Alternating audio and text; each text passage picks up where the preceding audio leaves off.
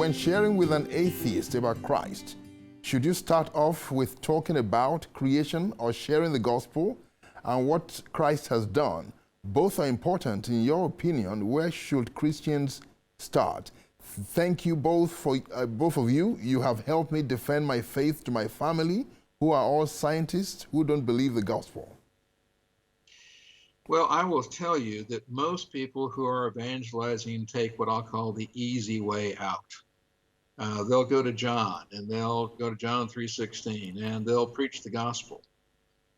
However, take a look at what the Apostle Paul did. Now, the Apostle Paul was the first not only Christian evangelist, Christian apologist, but he was the first creation evangelist. Now, in Romans chapter 1, he uses the argument for the existence of God by design. Very good argument. But take a look at what happens when he goes to the Greeks in Acts 17. In Acts 17, Paul is in Athens by himself, and he's looking at the Athenians and the city, and he sees all of these objects of their worship, which were false objects. He looks at all the statues to pagan gods and to various other things.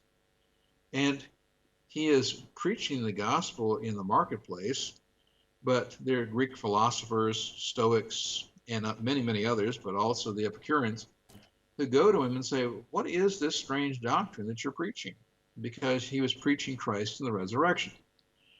So they take him up on what's called Mars Hill, because that's where they had the great debate place. And what does Paul do? He doesn't preach Christ first. He preaches the Creator God, the Father, first. And then later, having established the Creator God, he then introduces these Greeks, who are evolutionists, to Christ. Wow. And so, for instance, New Tribes Missions, which is a segment of their work, is located near my home. When they evangelize in new languages to new tribes around the world, they don't start with John 3:16. They start with Genesis 1:1. Wow. Because think with me, how can you introduce someone to the Son of God if they don't think there's a God? So you have to establish the Father, Creator God, and then you can introduce them to the Son, because if you don't believe there's a God, then there's no Son of God. And that's why Paul says that the preaching of Jesus Christ to a Jew is a stumbling block. Why? Because they do believe in creation, at least they're supposed to.